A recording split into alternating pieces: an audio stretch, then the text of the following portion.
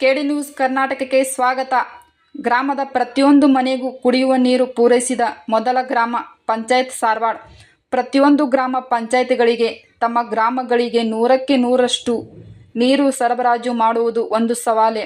ಆದರೆ ಇದನ್ನು ಮೆಟ್ಟಿ ನಿಂತು ಪ್ರತಿಯೊಂದು ಗ್ರಾಮದ ಕುಟುಂಬಕ್ಕೆ 24.7ರಷ್ಟು ನೀರು ಸರಬರಾಜು ಮಾಡಿ ಇಂದು ಲೋಕಾರ್ಪಣೆ ಮಾಡಿದೆ. ಗ್ರಾಮೀಣ ಕುಡಿಯುವ ನೀರು ಮತ್ತು ನೈರ್ಮಲ್ಯ ಇಲಾಖೆ ವತಿಯಿಂದ ಜಲಜೀವನ ಮಿಷನ್ ಯೋಜನೆಯಡಿ ವಿಜಯಪುರ ಜಿಲ್ಲೆಯ ಸಾರವಾಡ ಗ್ರಾಮವು ಒಂದು ಗಮನ ಸೆಳೆದ ಮೈಲಿಗಲ್ಲನ್ನು ತಲುಪಿದೆ. ಈ ವಿಶೇಷ ಸಂದರ್ಭಕ್ಕೆ ಅಲ್ಲಿ ಉದ್ಘಾಟನಾ ಸಮಾರಂಭ ಕೂಡ ಯಾವುದೇ ಸದ್ದುಗದ್ದಿಲ್ಲದೆ ಜರುಗಿದೆ. ಗ್ರಾಮದ ಪ್ರತಿಯೊಂದು ಕುಟುಂಬಕ್ಕೆ 24x7ರಷ್ಟು ನೀರಿನ ಪೂರೈಕೆಯ ಸಾಧನೆಯು ಈ ಗ್ರಾಮದ ಪ್ರತಿಯೊಬ್ಬ ನೀರಿನ ಬಳಕೆದಾರರಿಗೆ ಸುರಕ್ಷಿತ ಮತ್ತು ಸುಸ್ಥಿರ ಕುಡಿಯುವ ನೀರನ್ನು ಒದಗಿಸಿದೆ. ರತ್ನ ಸೌಮ್ಯ ಬಲ್ಲವರು ಈ ಮಾತನ್ನು ಹೇಳ್ತಾರೆ. ಇಡೀ ಭೂಮಂಡಲದಲ್ಲಿ ನಿಜವಾಗಿ ಇರುವಂಥವು 3 ರತ್ನಗಳಲ್ಲಿ, 3 ರತ್ನಗಳು. ರತ್ನ ಅಂದ್ರೆ ನಿಮಗೆ ಗೊತ್ತದು, ಬಂಗಾರಕ್ಕಿಂತಲೂ ಬೆಲೆ ಬಾಳುವಂತ, ಬೆಳ್ಳಿಗಿಂತಲೂ ಬೆಲೆ ಬಾಳುವಂತ, ಮುತ್ತಿಗಿಂತಲೂ ಬೆಲೆ ಬಾಳುವಂತಹದ್ದು ಯಾವುದು ಅಂದ್ರೆ ರತ್ನ. ಈ ಭೂಮಿ ಮೇಲಿರೋದು 3 ರತ್ನಗಳು ಅಂತ ಹೇಳ್ತಾರೆ. ಯಾವ 3 ರತ್ನಗಳು ಅಂದ್ರೆ, ಮೊದಲನೆಯ ರತ್ನ ಜಲಂ. ಮೊದಲು ಏನು ಬೇಕು ಅಂದ್ರೆ ನೀರು. ಈಗ ಯಾರ ಪ್ರಾಣ ಬಿಡಕತ್ತಾರಂತ ತಿಳ್ಕೊಂಡು ಹಾಸಿಗೆ ಮೇಲೆ ಮಲಗಿರ್ತಾರ ಅಥವಾ ದವಾಖಾನೆಗಾರ ಮಲ್ಕೊಂಡಿರ್ತಾರ. ಅವ ಸುಮಾರು ಒಂದು 100-200 ಕೋಟಿ ರೂಪಾಯಿ ಗಳಿಸ್ಯಾರ.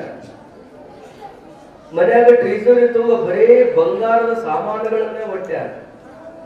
ಟ್ರೆಜರಿ ತುಂಬ ಬರೇ ರೊಕ್ಕದ ಕಟ್ಟುಗಳನ್ನೇ ಇಟ್ಟಾರ. ಇಷ್ಟೆಲ್ಲ ಸಂಪತ್ತು ಅವರ ಮನೆಯೊಳಗ ತುಂಬಿಕೊಂಡಿದ್ರು ಅಂತ್ಯಕಾಲದೊಳಗ ಬಂದಂತ ಮಕ್ಕಳು ಮುಂದೆ ಕೂತ್ಕೊಂಡಾಗ ಅಲ್ಲಿ ಸೇರಿದಂತ ಹಿರಿಯರು ಹೇಳ್ತಾರ, ಇನ್ನೇನು ಪ್ರಾಣ ಹೋಗುವ ಸಮಯದ ಆ ಸಮಯದಲ್ಲಿ ಅವನ ಬಾಯಿಯೊಳಗೆ ಏನ್ ಹಾಕ್ಬೇಕಂತಾರ, ಕೊನೆಯದಾಗಿ ಅವ್ರಿಗೆ ಏನ್ ಕುಡಿಸ್ಬೇಕಂತಾರ, ನಾವು ಹುಟ್ಟಿದಾಗಿನಿಂದ ಸಾಯುವ ಪರ್ಯಂತರವಾಗಿ ನಮ್ಮನ್ನ ರಕ್ಷಣೆ ಮಾಡುವಂತ ಮೊದಲನೆಯ ಸಂಪತ್ತು ಯಾವುದು ಅಂದ್ರೆ ಅದು ನೀರೆಂಬ ಸಂಪತ್ತಾದ ಕಾರಣದಿಂದ ಬಂಗಾರ ಗಳಿಸ್ತಾ ಇದ್ರು ಚಿಂತಿಲ್ಲ, ಬೆಳ್ಳಿ ಗಳಿಸ್ತಾ ಇದ್ರು ಚಿಂತಿಲ್ಲ, ಮನೆಯೊಳಗೆ ಹಣ ಇರದೇ ಇದ್ರು ಚಿಂತಿಲ್ಲ, ಊರು ನೀರಿನಿಂದ ಸಮೃದ್ಧಿಯಾಗಿರಬೇಕು ಅನ್ನೋದನ್ನ ನಾವೆಲ್ಲರೂ ಪ್ರತಿಯೊಬ್ಬರು ಮೊದಲು ತಿಳಿದುಕೊಳ್ಳಬೇಕು. ನಮಗೆ ಬೇಕಾಗಿರುವಂತಹದ್ದು ಅನ್ನ. ಬೇಕಾದಷ್ಟು ಸಂಪತ್ತಿದ್ರು ಬಂಗಾರ ಬೆಳ್ಳಿ ತಿನ್ನಕ ಬರುವುದಿಲ್ಲ. ತಿನ್ನಲಿಕ್ಕೆ ಬೇಕಾಗಿರುವಂತದ್ದು ಯಾವುದು? ಅನ್ನ. ಇಲ್ಲಿ ನೋಡಿ ಎಷ್ಟು ಚಂದ ಬರದಾರ ನೋಡ್ರಿ ವಾಕ್ಯ, ಚಿನ್ನಕ್ಕಿಂತ ಅನ್ನ ನೀರು. ಕೆಲಸಗಳನ್ನು ಮಾಡಲ್ಲ.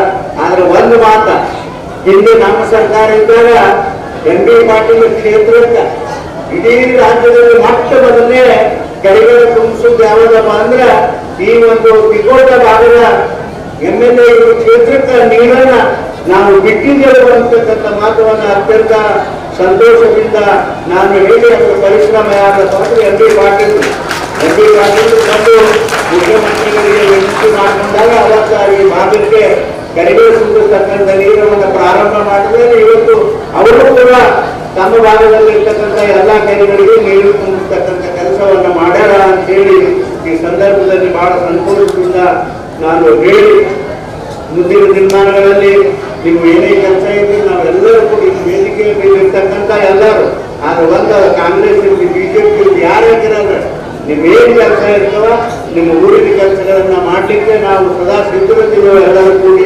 ಈ ಸಂದರ್ಭದಲ್ಲಿ ನಾನು ಹೇಳಿ, ಈಗ 3,059 ಕೋಟಿ ರೂಪಾಯಿ ಖರ್ಚಾಗ್ತದೆ ಈ ಬಜೆಟ್ ನಲ್ಲಿ ಇಟ್ಟಿದ್ದಾರೆ.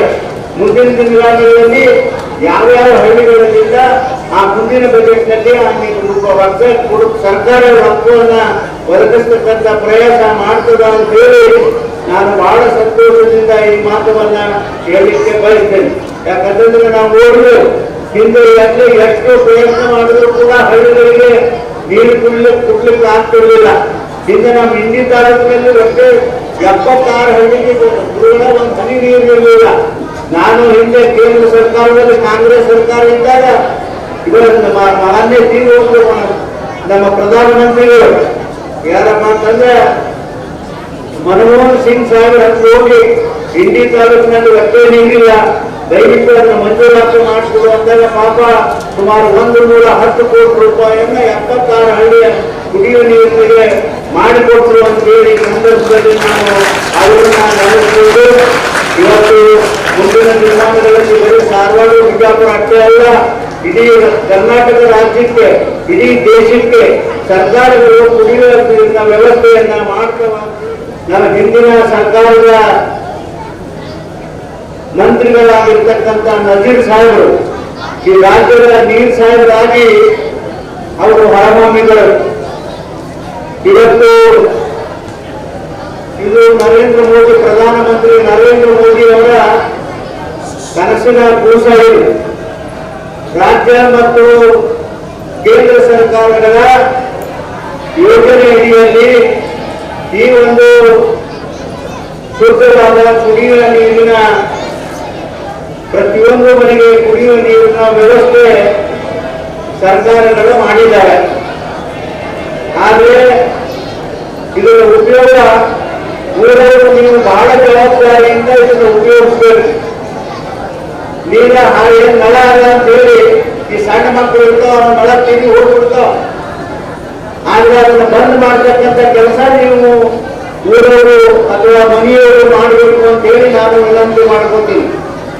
ಯಾಕಂತಂದ್ರೆ ಇದು ನೀರು ಹಾಳಾಗಲು ಇದು ನ್ಯಾಷನಲ್ ವೇಸ್ಟ್ ಅಂತ ಹೇಳಿ ನಾನು ಭಾವಿಸ್ಕೊಂಡಿದ್ದೀನಿ. ಅದಕ್ಕಾಗಿ ಕುಡಿಯುವ ಈ ನೀರನ್ನ ವ್ಯರ್ಥವಾಗಿ ಗಟರಗಳಿಗೆ ಹೋಗುವ ಒಂದು ಕೆಲಸವನ್ನ ನಿಲ್ಲಿಸಬೇಕು.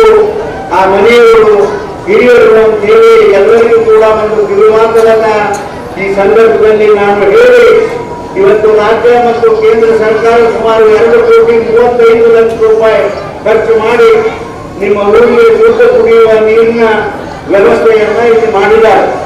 ಆದರೆ ಮುಂದಿನ ದಿನಮಾನಗಳಲ್ಲಿ ಇಷ್ಟೇ ಇರಲಿಲ್ಲ. ಮುಂದಿನ ದಿನಮಾನಗಳಲ್ಲಿ ಕೃಷ್ಣಾ ನದಿಯ ನೀರನ್ನ ಸಾರವಾಗಿ ಆದ್ರೆ ಈಗ 505 ನೀರು ಕುಡಿಗಳಲ್ಲಿ 400-500 ನಳಗಳಲ್ಲಿ ನಮ್ಮಲ್ಲಿ 14 ಸಂದರ್ಭ ಒಂದ ಟೈಮ್ನಲ್ಲಿ ನೀರು ಬರ್ತಾ ಇದೆ.